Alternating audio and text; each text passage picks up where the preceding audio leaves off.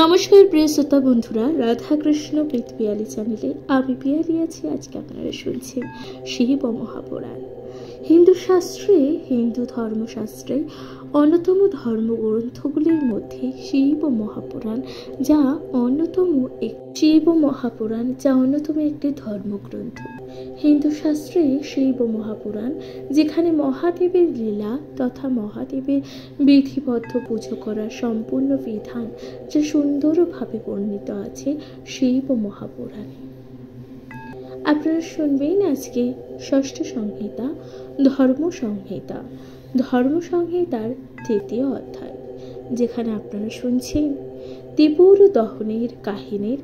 আগামীকাল আপনাদের সাথে প্রথম ও দ্বিতীয় এবং তৃতীয় চতুর্থ পর্ব যা শুরু করেছি এবং যা শুনেছেন আপনারা, আজ শুনবেন পঞ্চম পর্ব। তাহলে শুনতে থাকুন শিব মহাপুরাণ।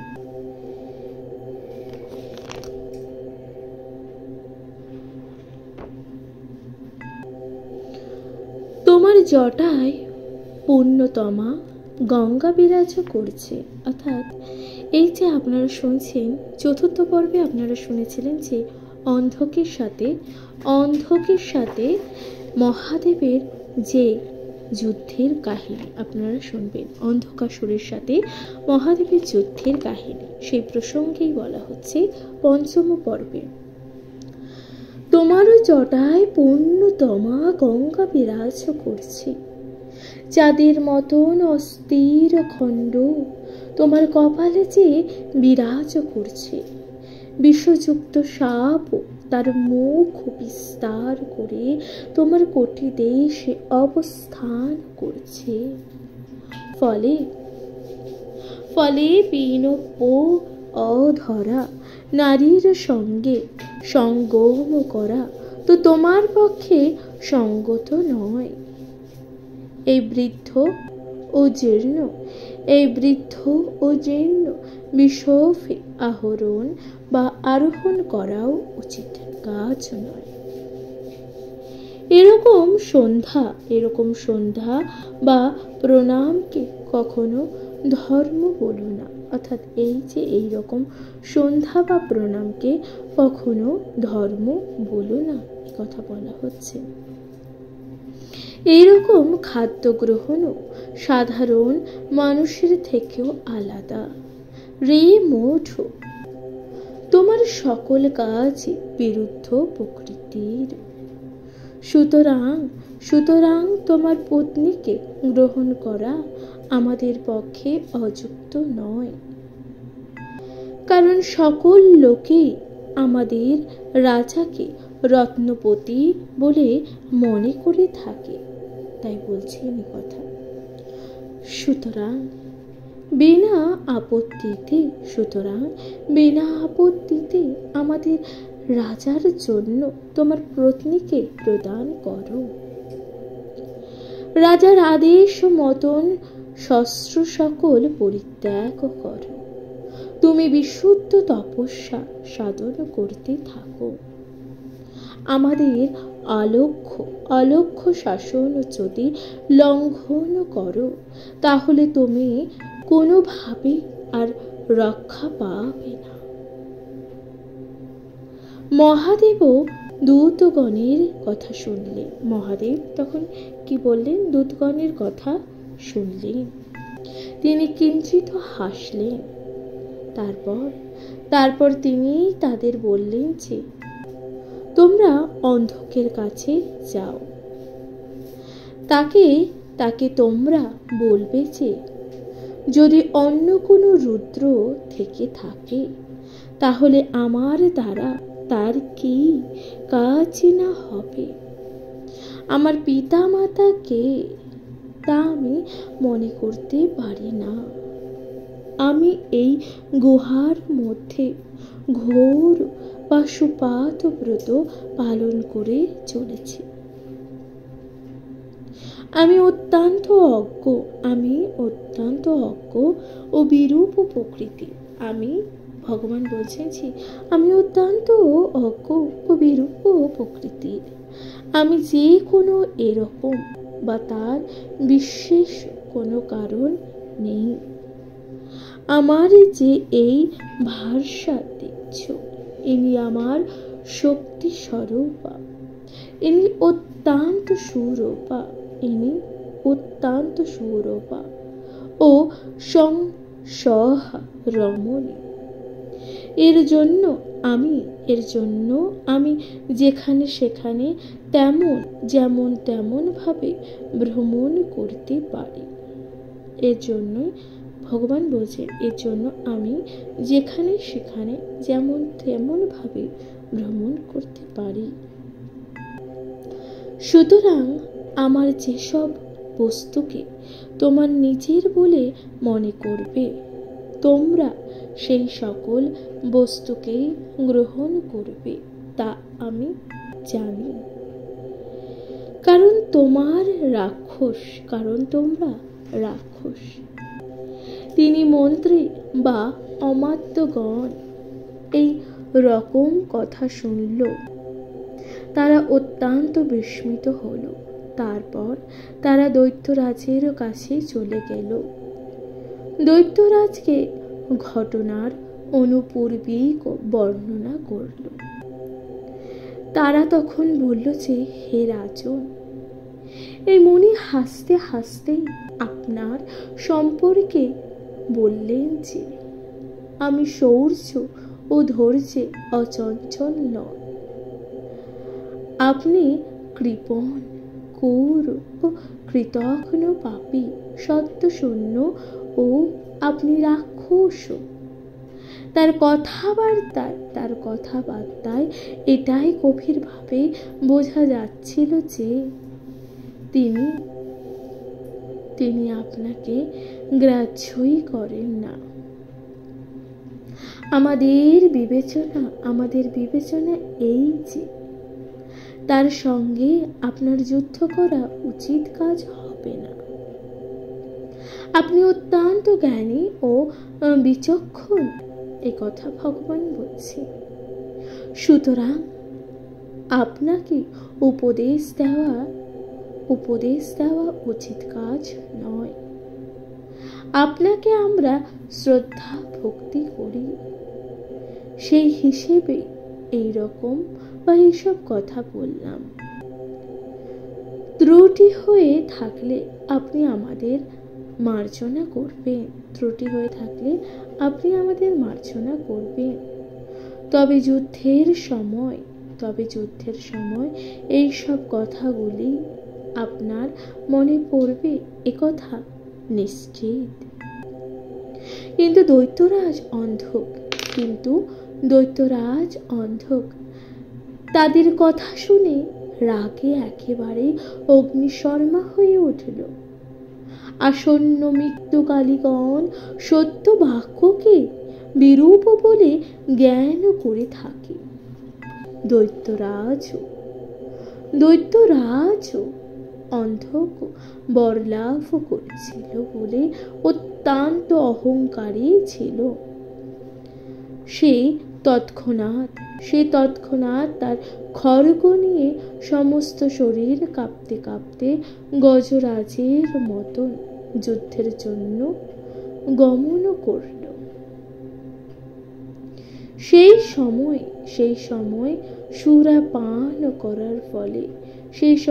সুরাপান করার ফলে তার চোখ দুটি কিছুটা আচ্ছন্ন হয়েছিল। সে সেই গুহা মুখে গিয়ে দাঁড়াল। সেখানে সে গৌরীকে দেখতে পেল। আগে তার ইচ্ছে ছিল যে মহাদেবের সকল শস্ত্র কেড়ে নিয়ে তাকে যুদ্ধে পরাজিত করা, কিন্তু এখন স্বয়ং গৌরীকে দেখে তার হরণ করার ইচ্ছেই প্রধান হয়ে জেগে উঠল। আর স্থির থাকতে পারল না।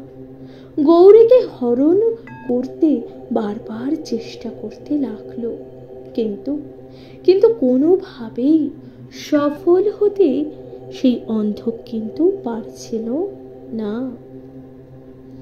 পতঙ্গ যেমন সুন্দর উজ্জ্বল আলোয় মুগ্ধ হয়ে তার দিকে বারবার ছুটে যায়, সেই রকম দৈত্যরাজ গৌরীর অসম্ভব রূপে বিমোহিত হয়েও কাম বাণে বিদ্ধ হয়ে বারবার তাকে লাভ করার চেষ্টা করছিল,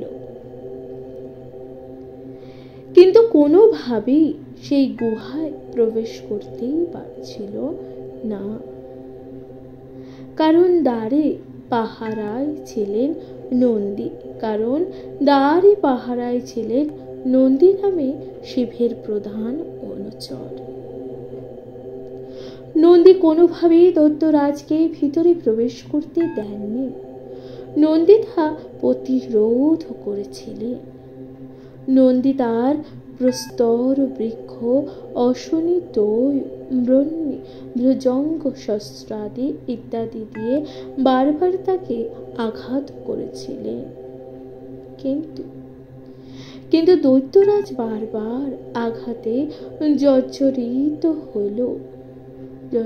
হলো, লড়াই থেকে নিবৃত্ত হননি। এরপর নন্দিকেশ্বর তার নাম ও এখানে আসার কারণ জানতে চান। তখন দৈত্যরাজ তার কাছে সকল বিষয় বর্ণনা করল, কিন্তু আবারও নন্দিকেশ্বরের সঙ্গে যুদ্ধে লিপ্ত হল।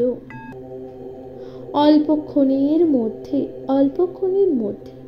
সেই দৈত্য নন্দিকেশ্বরের আঘাতে পরাজিত হল। ক্ষুধায় তৃষ্ণায় তার গলা শুকিয়ে যেতে লাগলো। ফলে যুদ্ধক্ষেত্র থেকে পালিয়ে যেতে বাধ্য হল। তারপর বিঘর্ষ প্রভৃতি অমাত্যগণ, প্রহ্লাদ প্রমুখ দৈত্যগণ নন্দিকেশ্বরের সঙ্গে যুদ্ধ করতে লাগলো। অল্প সময়ের মধ্যে তারা যুদ্ধে পরাজিত হলো। তারপর যথারীতি যুদ্ধক্ষেত্র থেকে পালিয়ে গেল। এরপর বিরোচন বলি সহস্রবাহু বানাসুর ভৃগোচ সুভুগোচ সম্বল ও বীর্যশালী বৃত্ত প্রভৃতি দানবগণ নন্দিকেশ্বরের সঙ্গে যুদ্ধ করতে লাগলো, কিন্তু অল্প সময়ের মধ্যে তারা এক করে পরাজিত হলো। তখন সিদ্ধগণ জয়ধ্বনি করতে লাগলেন। সেই রণভূমি তখন মৃত বসা ও মাংসের দুর্গন্ধে ভরে উঠল। রক্তের স্রোত মাটির সঙ্গে মিশে কাদায় ভরে ওঠে। মাংসভোগী জন্তু জানোয়ারেরা সেই রণভূমিতে বিচরণ করে বেড়াতে লাগলো। ভেরুক নামক প্রমথগণ নৃত্য করতে লাগলো। ফলে সেই রণভূমি অত্যন্ত ভয়ঙ্কর হয়ে উঠল। ভগবান পিনাকি দাক্ষায়ণীকে সান্ত্বনা দিয়ে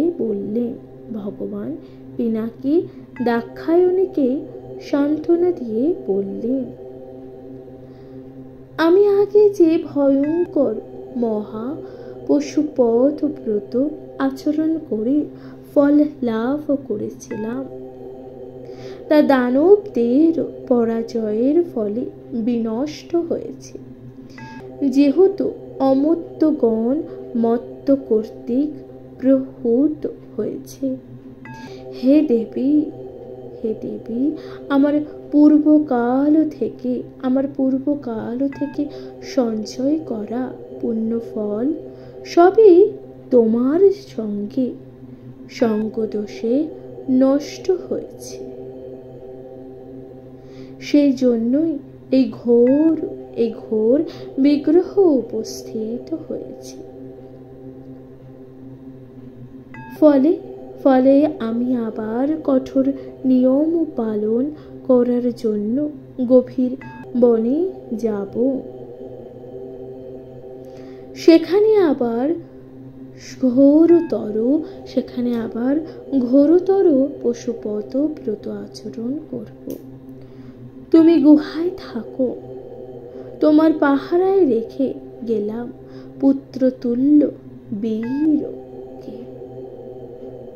হে সুন্দরী, আমি পশুপত ব্রত সমাপ্ত করে যতদিন না ফিরে আসছি, হে সুন্দরী, আমি পশুপত ব্রত সমাপ্ত করে যতদিন না ফিরে আসছি, ততদিন তুমি নির্ভয় এখানে থাকো। তুমি কোনো দুঃখ করো না বা অন্য কোনো স্থানেও যেও না। ভগবান পিনাকি এরপর পশুপত ব্রত অনুষ্ঠান করার জন্য গভীর অরণ্যে চলে গেলেন। সেখানে সুর ও অসুরগণ যা করতে পারে না, সেই রকম মহা পশুপাত ব্রত হাজার বছর ধরে তিনি পালন করতে থাকলেন। এদিকে প্রতিব্রতাশীল গুণশালিনী পার্বতী একাকিনী সেই মন্দর পর্বতে অবস্থান করতে থাকলেন। পুত্রতুল্য বীর তার পাহারায় থাকলেও তিনি সব সময় এই আশঙ্কায় দিন কাটাতে থাকলেন যে দৈত্যরাজ পুনরায় সেই গুহায় আসে কিনা।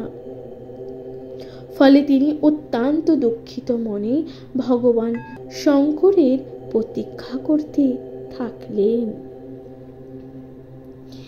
এর মধ্যে সেই দৈত্যরাজ কাম ও মান পাতের ফলে অধীর হয়ে প্রধান যোদ্ধাদের সঙ্গে নিয়ে আবার মন্দর পর্বতের সেই গুহার কাছে এলো। সেখানে দৈত্যরাজ নন্দীকে সঙ্গে 500 বছর ধরে যুদ্ধ করতে লাগলো। যুদ্ধ বিরতি ছিল কেবলমাত্র খাদ্য গ্রহণ ও পানের সময়। সেই দানব তখন খড়গ, কুম্ভ, নথি, ভ্রু, গণ্ডি, অর্ধচন্দ্র, নারাজ, শূল, তোমর, ভিন্নপাল প্রভৃতি সকল অস্ত্র নিয়ে যুদ্ধ করতে করতে গুহার মুখ বন্ধ করে দেয়। নন্দিকেশ্বর দানব পান নিক্ষেপ করেন। তার ফলে সেই দৈত্য ছিন্ন ভিন্ন হয়ে মূর্ছিত হন। কিন্তু গুহার দ্বার বন্ধ হয়ে যাওয়ার ফলে কেউ আর গুহার দ্বার দিয়ে প্রবেশ করতে পারল না। পার্বতী সেই ভয়ঙ্কর দৈত্যকে দেখে অত্যন্ত ভয় পেলেন। তিনি তৎক্ষণাৎ ব্রহ্মা ও বিষ্ণুকে স্মরণ করলেন। ব্রহ্মা ও বিষ্ণু স্ত্রীরূপ ধারণ করে সেখানে উপস্থিত হলেন। ইন্দ্রও সৈন্যদের সঙ্গে স্ত্রীবেশ ধারণ করে সেখানে এলেন। সেই সময় ব্রহ্মা, বিষ্ণু, ইন্দ্র, সিদ্ধনাগ ও গৌহকগণ সকলেই স্ত্রী বেশে পার্বতীর গুহার মধ্যে প্রবেশ করলেন। এই কারণে যে কোনো পুরুষহীন গুহার পুরুষের প্রবেশের অধিকার ছিল না। এরপর অসংখ্য নিতম্বিন সহস্র গুহার মধ্যে থাকা গৌরীকে দর্শন করলেন। নিজের লাবণ্য ও নানান শব্দে গুহ পূর্ণ হয়ে উঠল। প্রলয়ের সময় যেমন শব্দ হয়, প্রলয়ের সময় যেমন শব্দ হয়, সেই রকম শব্দে চারিদিক আলোড়িত হলো। হলে নন্দিকেশ্বর মূর্ছা কেটে যায়। তিনি মূর্ছার ঘোর কাটিয়ে উঠে মহারথীর সঙ্গে আবার যুদ্ধ করতে শুরু করলেন। ব্রাহ্মী শক্তি অবিরুদ্ধ হলেও রাগে তিনি দণ্ড হাতে নিয়ে গুহা থেকে বের হলেন। বৈষ্ণবী ও সংসন্নী এই যে শক্তি, শঙ্খ, গদা, চক্র এবং পদ্ম ধনু ও লাঙ্গল হাতে গুহা থেকে বের হলেন। নেত্র সহস্রশালিনী অদৃশ্যা ও দুর্জয়া ঐন্দ্রী বজ্র হাতে নিয়ে যুদ্ধ করার জন্য গুহার মধ্য থেকে বের হলেন।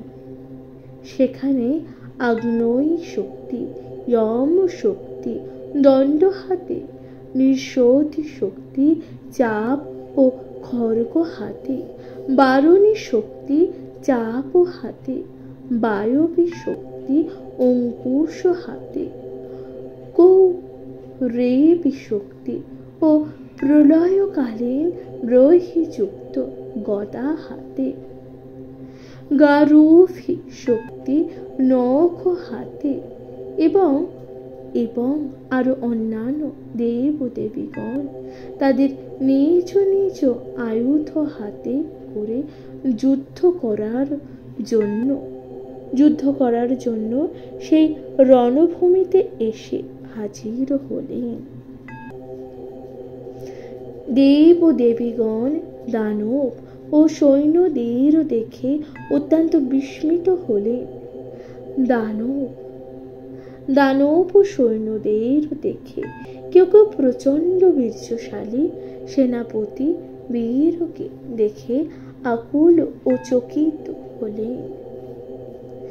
কিন্তু প্রধান দানবগণ নারীগণের সঙ্গে অভূতপূর্ণ যুদ্ধ করতে লাগল। কারণ যুদ্ধক্ষেত্র থেকে পালিয়ে যাওয়াকে তার মৃত্যু সম বলে মনে করত। গৌরীয় প্রচন্ড বীর্যশালী বীরকে সৈন্যভাত্য বরণ করে সখীগণের সঙ্গে অতি অদ্ভুত ভাবে যুদ্ধ করতে লাগলেন। হিরণ্যকাশ্যপ পুত্র নিজের চারিদিকে এক মহাব্যূহ তৈরি করে যুদ্ধ করতে লাগলো। তখন নন্দিকেশ্বর তত্ত্বিগল নামক দারুণ দানবকে যুদ্ধ করার জন্য দেখে মুখ বা দণ্ড করে। তখন হাজারো সূর্যের সমান কান্তিশালী ভগবান পিনাকি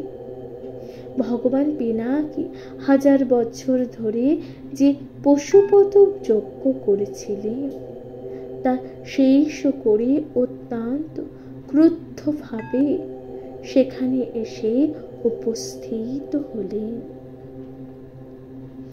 মহেশ্বরকে আসতে দেখে নারীগণ অত্যন্ত আনন্দ পেলেন। অর্থাৎ মহাদেবকে আসতে দেখে নারীগণ অত্যন্ত আনন্দ পেলেন। তারা মহেশ্বরকে ও গৌরীকে একসঙ্গে প্রণাম করলেন। তারপর আবার মহারণে নিযুক্ত হলেন। তারা শৌর্যের সঙ্গে দানব নিধন করতে লাগলেন। তারা শৌর্যের সঙ্গে তখন দানব নিধন করতে লাগলেন। ভগবান পিনাকে দেবী গৌরীকে আলিঙ্গন করে গুহার মধ্যে প্রবেশ করলেন। নারীগণ শঙ্করের সাথে সাক্ষাতের পর নিজ নিজ স্থানে প্রস্থান করলেন। বীরক নন্দী ও গৌরী মহেশ্বরকে প্রণাম করলেন। তারপর আবার দ্বাররক্ষী হিসাবে কাজ করতে থাকলেন। নন্দীশ্বরের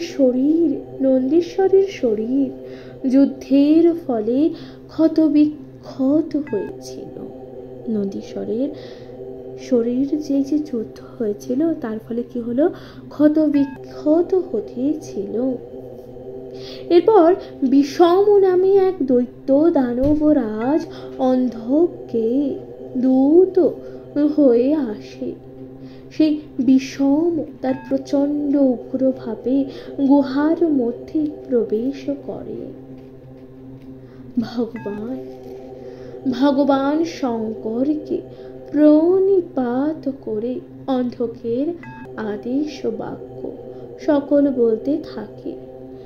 রে তাপস, তুই এই নারী নিয়ে কি করবি? এই সুরূপা রমণীকে তুই ত্যাগ কর। তুই তাপস,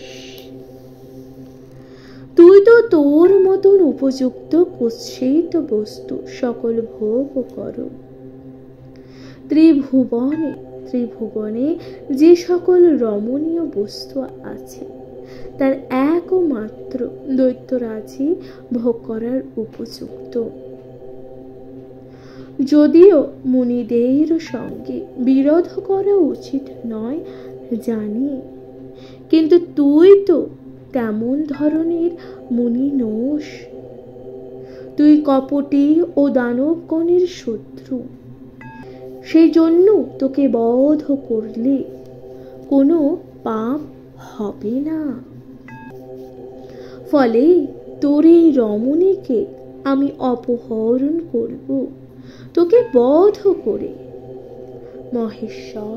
মহেশ্বর দূতের মুখ থেকে এরকম কথা শুনে অত্যন্ত রাগে কাঁপতে থাকলেন। কিন্তু অলৌকিক ধৈর্য সহকারে সেই ক্রোধের বাহ্যিক প্রকাশ না করে তিনি দূতকে বললেন, হে দূত, তুমি যা বলিলে সে কথা সত্য। যে ব্যক্তি রক্ষা করতে জানে না তার মনোহর ও সুন্দর জিনিসের প্রয়োজন হয় না। ফলে তুমি শীঘ্রই তোমার প্রভুর কাছে যাও। তুমি তাকে বলো মত্ত দৈত্যগণ যুদ্ধের জন্য আসুক। তাদের যা করার তারা তাই করুক। আসক্তদের জীবন নির্বাহ করা খুব কঠিন বলে এ কথা বললাম।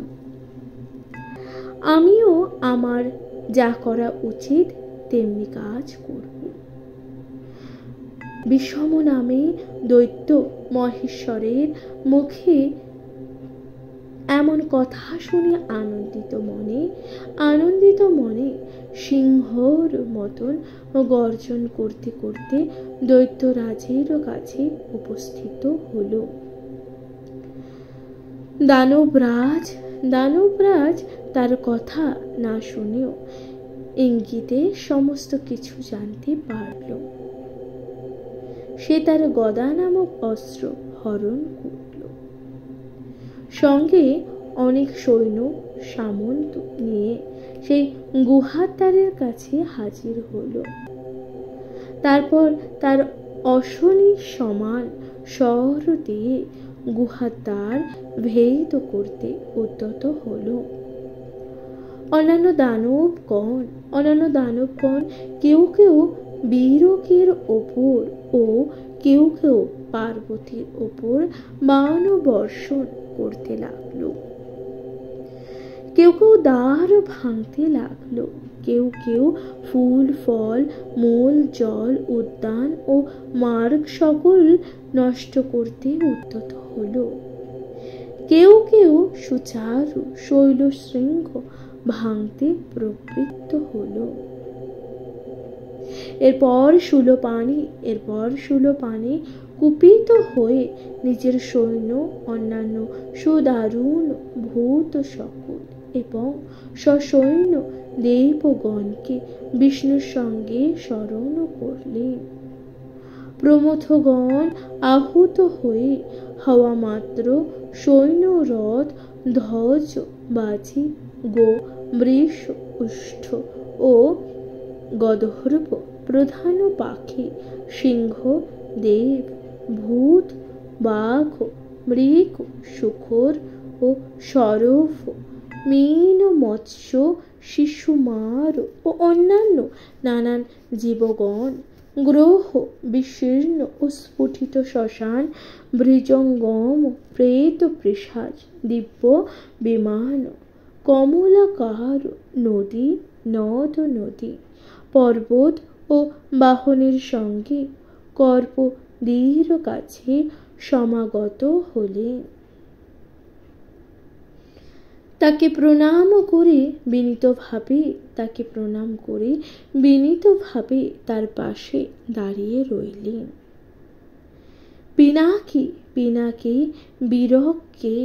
বীরকেও সৈন্যপ্রত্য অভিষিক্ত করে তাদের যুদ্ধ করার জন্য পাঠালেন। সেই প্রমথগণ মহেশ্বর দ্বারা প্রেরিত হয়ে জয়লাভের ইচ্ছায় ঘোরতর যুদ্ধ করতে লাগল। সেই সময় ক্ষুধান্বিত ও অদ্ভুত বিক্রমশালী বিঘোষ দানবরাজের আদেশে দানব সেনার সঙ্গে যুদ্ধকালে ব্রহ্মা ইন্দ্র বিষ্ণু অর্ক এবং শশাঙ্ক প্রভৃতি অসংখ্য দেবগণ ও প্রভৃতি অন্যান্য ভূতদের গ্রাস করল। বীরক যুদ্ধক্ষেত্র ছেড়ে গুহার মধ্যে প্রবেশ করল।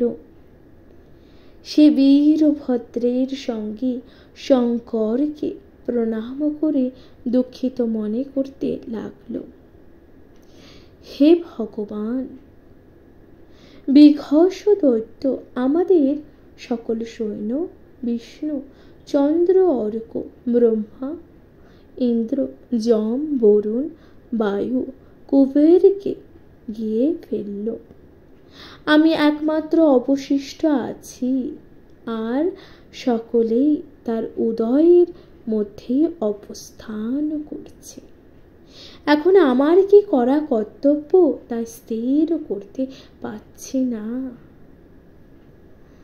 দানবরাজ নিজেকে অজেয় বিবেচনা করে দৈত্যগণের সঙ্গে আনন্দিত মনে অবস্থান করছে। প্রতিকূল বেগশালী সেই অন্ধক ইচ্ছা করলে মন ও বাতাসের মতো অতি দ্রুত যাওয়া আসা করতে পারে। হে বৃভ, আপনিও অজেয়। এখন যা করা উচিত সেই বিধানই করুন। বিঘোষ দৈত্য সামান্য তো নয়, কারণ সে হিরণ্যকশিপুকে তীক্ষ্ণ নখ দিয়ে নিহত করছে, তাতেও তার কোনো আনন্দ নেই। এখন সেই দৈত্য এই বিশ্ব সংসারকে গ্রাস করার জন্য মুখিয়ে আছে। পুরাকালে বশিষ্ঠ প্রভৃতি সপ্তর্ষিগণ একে অভিশাপ দিয়েছিলেন, তুমি দানব প্রভৃতি প্রাণীগণকে হত্যা করে বহুকাল ধরে জীবনযাপন ধারণ করবে। প্রিয় শ্রোতা বন্ধুরা, আপনারা শুনছেন ত্রিপুর দহন পর্ব, যেখানে আপনারা শুনছেন অন্ধকাসুরের হত্যা মহেশ্বরের হাতে। শুনতে থাকুন শিব মহাপুরাণ। এরপরে দৈত্য বিনীতভাবে বললেন, হে মুনিগণ, কোন সময় আমি সেই অভিশাপ থেকে মুক্তি লাভ করব। ঋষিগণ তার বিনয় দেখে তুষ্ট হয়েছিল। তারা তখন তুষ্ট হয়ে বললেন, যখন বদরিকাশ্রমে নর নারায়ণ তোমার কাছে পরাজিত হয়ে ঘোরতর মুষ্টি ও বাণের আঘাতে তোমার মুখ বিদলিত করবে, সেই সময় তুমি নিষ্পাপ হয়ে পরম পদ লাভ করবে। সেই থেকে সেই দৈত্য ঋষিগণের কাজ অনুসারে দেব ও দানবদের প্রত্যেক দিন ভক্ষণ করে। যুদ্ধক্ষেত্রে বিচরণ করে এবং সূর্য ও চন্দ্রকে অপহরণ পূর্বক এই জগতে ঘোরতর অন্ধকার সৃষ্টি করেছে। দৈত্যগুরু শুক্র আপনার শত্রু হয়ে উঠছেন, কারণ যখন দেবতাগণ দানবদের যুদ্ধক্ষেত্র হত্যা করেন, তখন তিনি সঞ্জীবনী মন্ত্র দ্বারা তাদের পুনরায় বাঁচিয়ে তোলেন। অর্থাৎ যখন দেবতারা সেই দানবদের হত্যা করেন, তখন শুক্রাচার্য কি করেন? দৈত্যগুরু শুক্রাচার্য সেই যে দানবদের আবার সঞ্জীবনী মন্ত্র দ্বারা তাদেরকে বাঁচিয়ে তোলে। আগের মতন তারা আবার বীর্যশালী ব্রহ্ম বিশুদ্ধ হরেন। এই সব কথা বিবেচনা করে উপযুক্ত প্রতিবিধান করুন, এ কথা বলছেন দেবতাগণ। প্রমথপতি সৎ পুত্রের এই রূপ কথা শুনে অত্যন্ত রাগ করলেন। তিনি ধ্যান বলে সুন্দর এক ত্রিভুবন তৈরি করে সূর্যের সামনে সমার্থ সমাধান সমাকাম করতে শুরু করলেন। তার ফলে সমস্ত অন্ধকার দূর হলো। কিন্তু সেই অল্প সময় যুদ্ধের পরেই সেই গুণশালী সন্দীপকে শর শূল ও খড়গের সঙ্গে তাকেও গ্রাস করে ফেলল।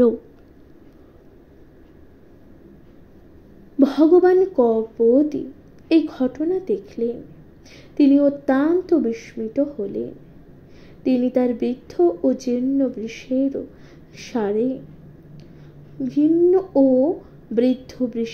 ঘাড়ে চেপে যুদ্ধ করার জন্য বিঘষ নামে দৈত্যর মুখোমুখি হলেন।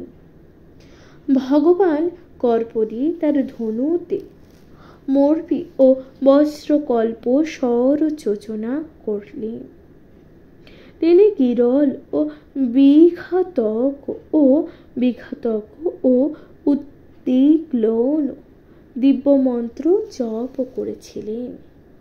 সেই সময় নন্দী তার সৈন্য সামন্ত ও অস্ত্র শস্ত্র সহ বিঘষ নামক দৈত্যের মুখ থেকে বেরিয়ে এলেন। তার কিছু পরেই ব্রহ্মা, ইন্দ্র, চন্দ্র, সূর্য নির্গত হলেন। সৈন্য সামন্ত সকল নিহত দানবদের বিদ্যা বলে পুনরায় যখন জীবিত করে তুললেন, সেই সময় গণ সমূহ শুক্রকে পশুর মতন রজ্জু দিয়ে বেঁধে ফেলে। তারপর শুক্রকে ভূতপ্রতির কাছে নিয়ে আসে। ভূতপ্রতি তাকে গ্রাস করে ফেলেন। দানবগুরু শুক্রের বিনাশ হলে সমস্ত দানব সৈন্য দেবতাদের কাছে চরমভাবে পরাজিত হলো। ফলে সেই রণভূমি দানবদের মৃতদেহগুলির পচনের ফলে এক দুর্গম স্থানে পরিণত হয়। প্রহ্লাদ প্রভৃতি কিছু পুণ্যকর্মশালী দানব বেশ কিছুকাল যুদ্ধ চালিয়েছিলেন, কিন্তু তারাও হর ও ইন্দ্রের কাছে পরাজিত হলেন। এরপর দেবতাদের ভয়ে ভীত হয়ে দানবগণ স্বর্গমর্ত্য পরিত্যাগ করেন। তারা শেষে পাতাল কোনো গিরিরন্ধ্র ও জলধির মধ্যে প্রবেশ করে। এইভাবে দানব সম্প্রদায় পরাজয় ঘটলে দানব শ্রেষ্ঠ অন্ধক অত্যন্ত রেগে গেলেন। বীরক সৈন্যের ওপর এভাবে অত্যাচার করতে লাগলো। তার ফলে ভগবান হরিও অন্ধকের ওপর অত্যন্ত কোপিত হলেন। তিনি তার গদার দ্বারা অন্ধকের দেহ চূর্ণ বিচূর্ণ করতে থাকলেন, কিন্তু দানবরাজ তবু সেই রণভূমি পরিত্যাগ করল না। ত্রিদশরাজ এই ঘটনা দেখে অত্যন্ত ক্রুদ্ধ হলেন। তিনি তার শিশির বাণীর দ্বারা তার দেহকে বিদ্ধ করতে লাগলেন, কিন্তু তবুও তাকে যুদ্ধ থেকে বিরত করতে পারলেন না। দানবরাজ অত্যন্ত ক্রুদ্ধ হয়ে তার বিভিন্ন অস্ত্র শস্ত্র দেবতাদের প্রহার করতে লাগলেন। সে মহাদেবকে উচ্চস্বরে গর্জন করে যুদ্ধে আহ্বান করলেন। এভাবে যুদ্ধ করতে করতে তার অস্ত্র শস্ত্র সব নষ্ট হয়। ফলে অন্ধক দৈত্য মায়াসুর যুদ্ধ শুরু করল। মায়াযুদ্ধের ফলে তার কোনো অস্ত্রের আর অভাব হলো না। ফলে সকল বস্তুই মায়া বলে পেয়ে যেতে লাগলো।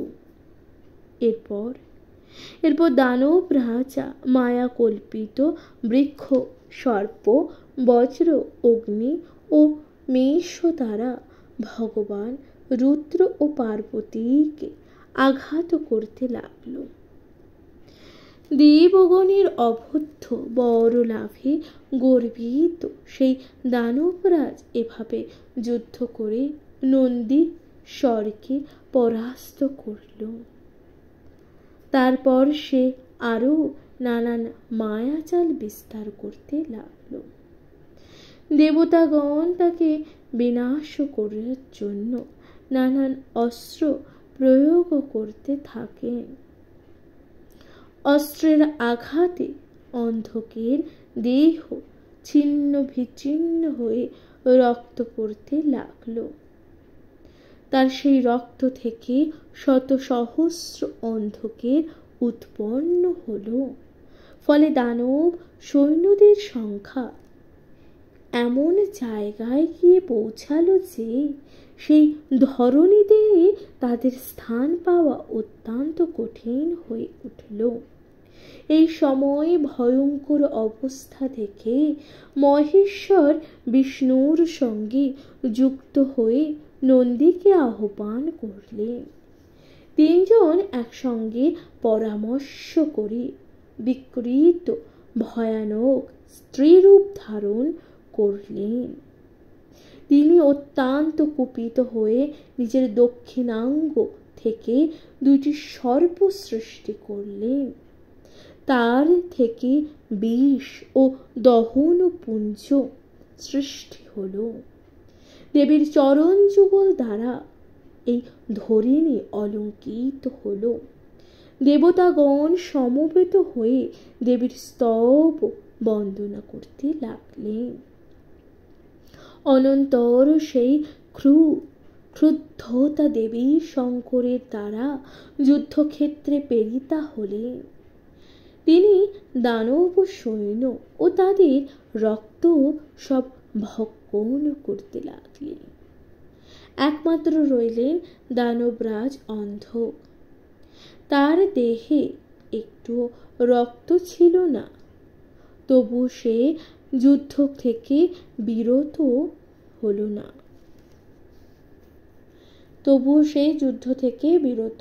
না।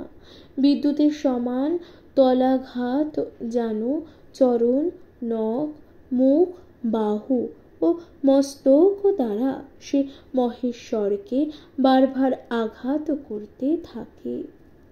ফলে শঙ্কর দৈত্যরাজকে তার ত্রিশূল দ্বারা আঘাত করতে থাকলেন। সেই ত্রিশূলের আঘাতে দানবরাজ ত্রিশূলে বিদ্ধ হয়ে ত্রিশূলের মাথায় ছাতার মতন অবস্থান করতে লাগলেন। ক্রমে দানবরাজের দেহ সূর্যের কিরণে শুকনো হয়ে যেতে থাকে, তবুও সে মারা যায়নি, একইভাবে অবস্থান করতে থাকে। ক্রমে যুদ্ধ শেষ হয়, দেবতাদের অতীব খুশি হলেন। তারপর মহেশ্বরকে পুজো করতে লাগলেন, নানাভাবে স্তব ও বন্দনা ও মুখরিত হয়ে উঠলেন। অনন্তর দেবতারা স্থানে গমন করলেন। মহাদেব আনন্দিত মনে গুহায় প্রবেশ করলেন। পার্বতীর ভয়ঙ্কর দানবের হাত থেকে রক্ষা পেয়ে আনন্দিত হলেন। প্রিয় শ্রোতা বন্ধুরা, তাহলে এখানেই সমাপ্ত হলো এই যে ত্রিপুর দহনের পর্ব আপনারা শুনলেন। ত্রিপুর দহনের পর্বের অন্যতম পর্ব, যেখানে আপনারা শুনলেন অন্ধকাসুরের সঙ্গে মহেশ্বরের যুদ্ধ। আপনাদের কেমন লাগলো শিব মহাপুরাণ? অবশ্যই আপনাদের মূল্যবান মতামত জানাতে ভুলে যাবেন না। আজকের মতো জানাচ্ছি এখানে বিদায়।